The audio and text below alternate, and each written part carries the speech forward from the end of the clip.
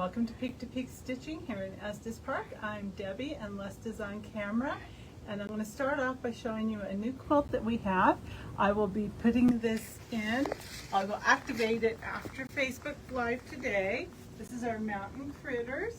It's got the snow hare, the chipmunk, and one more thing. Sorry, I'm cheating. Snow hare and chipmunk. No, this is the snow hare and chipmunk. That's right. We have the pike and marmot on another fabric.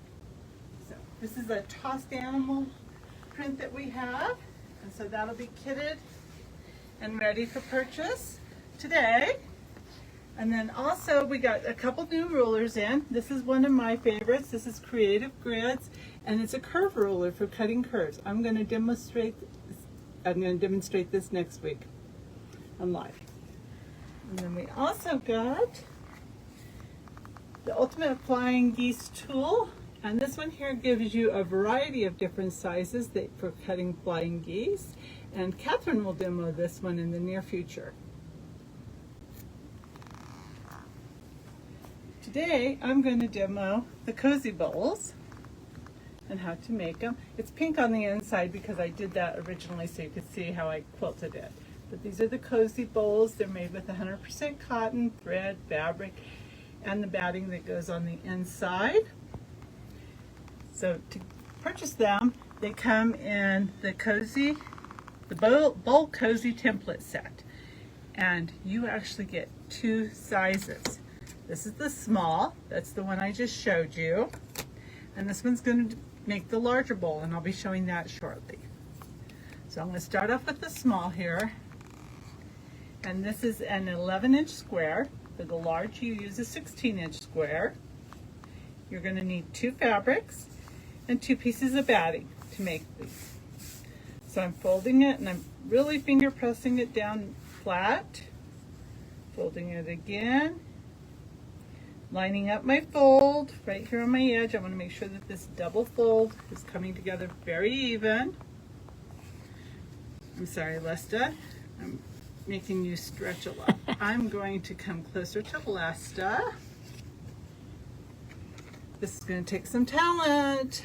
Okay, so notice I'm using my fingers to just line that edge up right here. There's a folded edge right here. It says folded edge. That's where you're going to line your folded edge up. Both sides. I have a fold over here, and I have a fold right here. Okay, and then I'm going to take, and I'm going to cut my first angle off, and then I'm going to come around and I'm going to cut this. This is really hard reaching out like this, sorry. Making sure my fold it didn't swivel anything.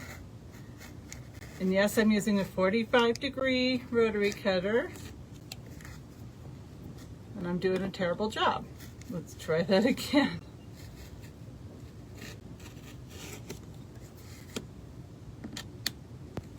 The fabric I'm using is, I'm going to be sawing through this here in a minute. Okay, the fabric, I got to pull it closer to me, I'm sorry. The fabric I'm using is our custom. This is the trout fishnet, and the other one, and I'm cutting off this angle. I did not cut my two folded sides here. And the other one I'm using is our trout denim. So when I open it, I've got this great flower template to lay out on. So I'm going to take that. I have to cut two of these. I'm not going to put you through watching me cut another one. Two of these, and I have to cut two pieces of batting. If I don't want to cut my batting, we have batting pre-cut for the small version, and there are 8 in the kit, which is enough to make 4 bowls. Remember, you need 2 pieces of the batting to make it. So on the wrong side, which this is a batik, so it's hard to tell, but on the wrong side you're going to lay your batting on top of your fabric, line it all up, and then you're going to do some stitching on it. For this one here, I actually used a ruler and drew my lines on it, like so far away from my straight edges here. On this one here, the ones that you're going to see in the future, I just did curvy swivels on it. That's even faster. It's amazing how fast you can make these bowls. So you sew the lines together, and then you're going to have 2 sets of them finished like this. And this is our combined flowers on this one here. And then you're going to take where you cut out, and you're going to fold them together. And then you're going to stitch 1/4 of an inch all the way along this edge here.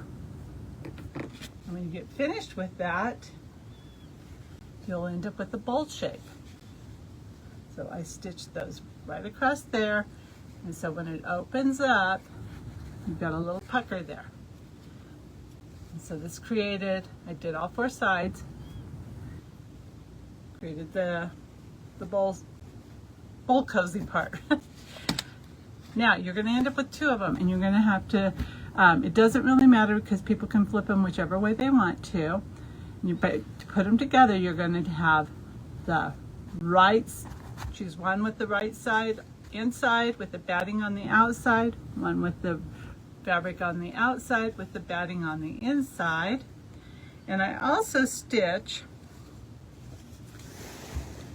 1/4 of an inch, this is more than 1/4 of an inch, little strip right here, because this is where I'm going to turn it inside out after I sew it together. So I did that on both of them. So here's the one I did on this one. So I'm going to match them up. When you're doing this, one is going to be sewn this way, and see how they're actually the opposite directions when I sewed my turning line there. And that's because when I put this one inside, it's got to match up. Whoops, messed that up. When I turn this one inside, there we go. So the curved line starts here and goes here and matches this one here. And that is where I'm going to turn it after I sew it together.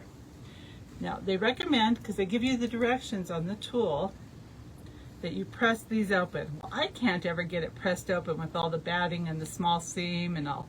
So what I do with my very wintry hands is I just open it up with my fingers, and you want to make sure you're lining up your seams together here. And I just clip them together and do that all the way around all 4 of them. This one I should have started with, it was easier. There we go.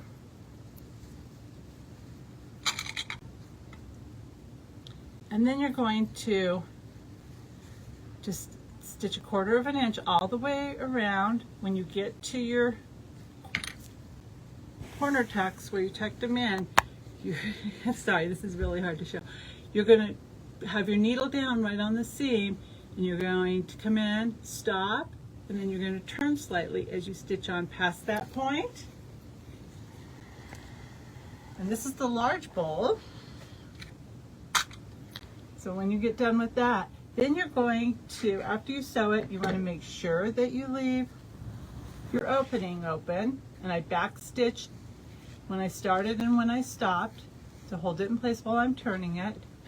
And after you've done all your seams, you want to come through, and where you joined together right here on this seam, you want to cut a small V right into there without cutting your seam. So up close, but not too close. So I'm actually going to start clipping in and be very careful not to hit that seam. Oh, that was an easy one. Yesterday when I was doing the other 3 of them, yeah, here we go. I had to cut them a couple of times to get them to come out.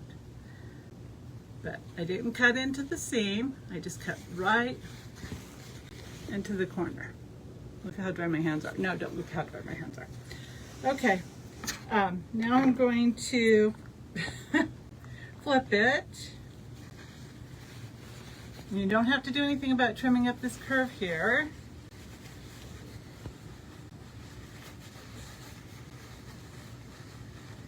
Flip it inside out. Don't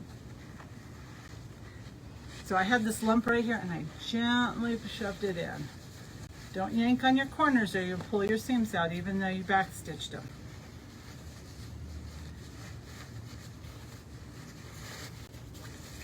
And turn it. And then you want to push out your seams.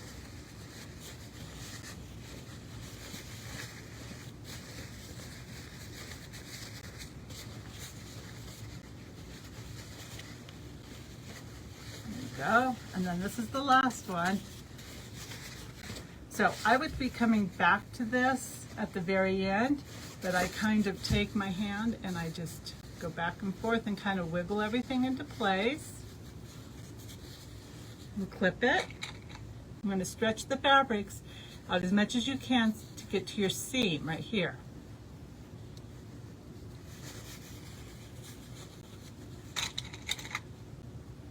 Now you can either, see, remember I have this stitch right here. So I'm going to fold into that stitch line, fold into that stitch line. I'm going to tuck them in just enough so that they don't stand out. And I'm going to use the clips.